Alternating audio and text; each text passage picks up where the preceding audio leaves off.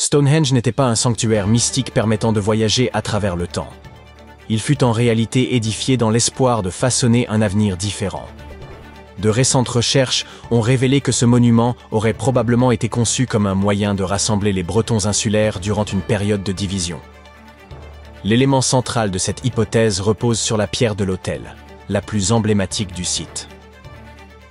Pendant des années, les scientifiques ont supposé que les pierres composant Stonehenge, dont la pierre de l'autel, provenaient des collines de Preseli, situées non loin, dans le pays de Galles. Ainsi, le site aurait été l'œuvre d'une communauté locale, en l'occurrence des peuples néolithiques, ayant exploité des matériaux facilement accessibles pour ériger un tertre cérémoniel, un calendrier solaire et un site funéraire réunis en un seul lieu. Cette certitude a été ébranlée par une découverte majeure. En 2018, des études avancées ont révélé que la pierre de l'autel provenait en réalité de la région de la Tay, dans le nord-est de l'Écosse, soit à plus de 640 km du site de Stonehenge. Des pierres similaires ont été identifiées dans des monuments écossais. En effet, la pierre de l'autel appartient à la catégorie des pierres couchées, disposées à l'horizontale. Or, ces structures se retrouvent fréquemment dans des cercles mégalithiques en Écosse et sont une particularité propre à la région. Cette découverte a suscité de nouvelles réflexions parmi les archéologues. Peut-être Stonehenge ne se limitait-il pas à un projet local, mais représentait-il plutôt une entreprise commune impliquant diverses tribus réparties à travers toute la Grande-Bretagne. Pour mieux saisir cette hypothèse, il faut remonter à environ 3000 avant notre ère, une époque où la Grande-Bretagne ne constituait pas encore une entité politique unifiée. Elle était alors morcelée en une mosaïque de tribus, notamment issues d'Europe du Sud et de l'Est, chacune préservant ses propres traditions et croyances. En tant qu'île, la Grande-Bretagne a connu de nombreux bouleversements démographiques. Sa population était principalement composée d'agriculteurs, descendants de peuples venus du Moyen-Orient, qui s'étaient établis sur ces terres il y a environ 6000 ans. Ce groupe prospéra jusqu'en 2500 avant notre ère, moment où une nouvelle vague migratoire, originaire des régions correspondant aux actuels Pays-Bas et à l'Allemagne, fit son apparition. Ces nouveaux arrivants, désignés sous le nom de culture campaniforme, furent à l'origine d'un profond bouleversement démographique qui marqua la fin du néolithique et les périodes qui suivirent. Leur appellation provient d'un type distinctif de céramique qu'ils confectionnaient et qu'ils utilisaient notamment pour accompagner leurs défunts dans leur dernier voyage. Il est fort probable que les habitants autochtones aient mal accueilli ce repeuplement de leur territoire. Selon les chercheurs, Stonehenge aurait ainsi été érigé comme une tentative de rassemblement des populations néolithiques originelles et de réaffirmation de son emprise identitaire sur ces terres en mutation. L'édification du site aurait nécessité des efforts considérables, notamment pour transporter la pierre de l'autel depuis l'Écosse, sans bénéficier d'avancées technologiques comme la roue. Certes, celle-ci avait déjà été inventée en basse Mésopotamie. Mais faute de connexion au débit, les Bretons de l'âge de pierre en ignoraient encore l'existence. Face à cette crise territoriale, les communautés locales auraient mobilisé leurs ressources pour déplacer cette pierre jusqu'à la plaine anglaise de Salisbury, dans une tentative de réunification symbolique. Stonehenge n'a pas été construit d'un seul tenant.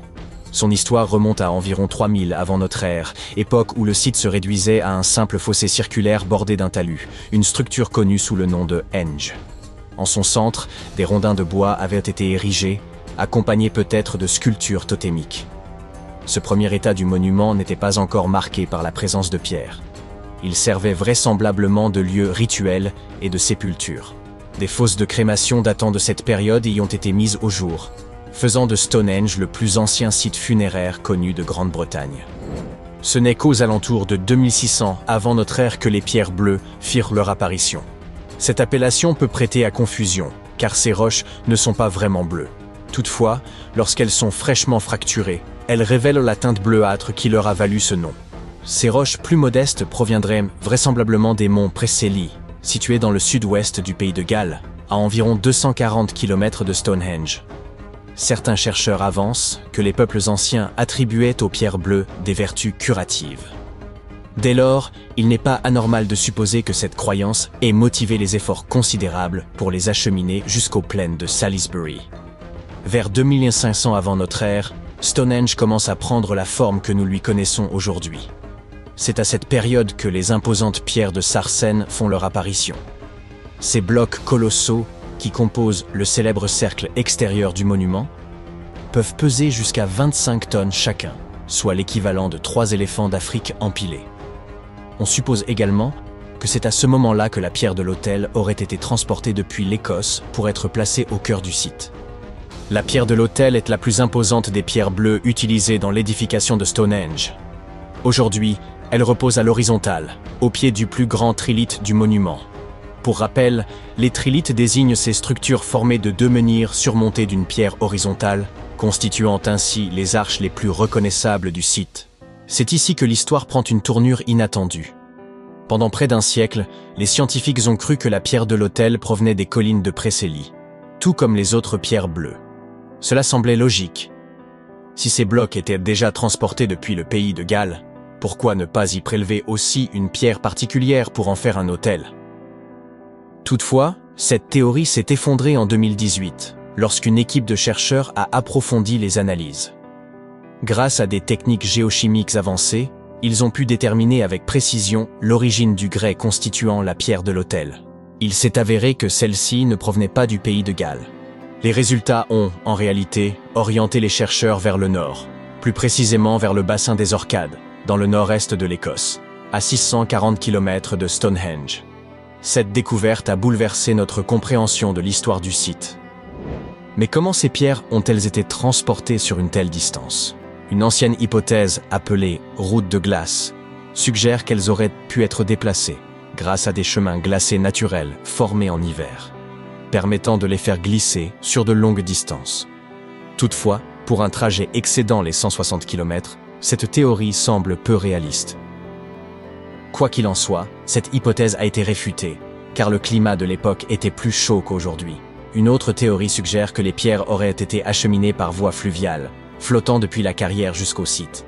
Toutefois, les blocs de sarsen sont bien trop massifs pour pouvoir être transportés ainsi. Cette théorie s'effondre donc. En définitive, nul ne sait avec certitude comment ces pierres ont été acheminées. Les recherches menées à Stonehenge ont également révélé des informations fascinantes. Un relevé laser récent a permis d'identifier différentes techniques de taille de la pierre et a mis en évidence des écarts notables dans la finition du monument. Certaines sections ayant manifestement fait l'objet d'un soin particulier.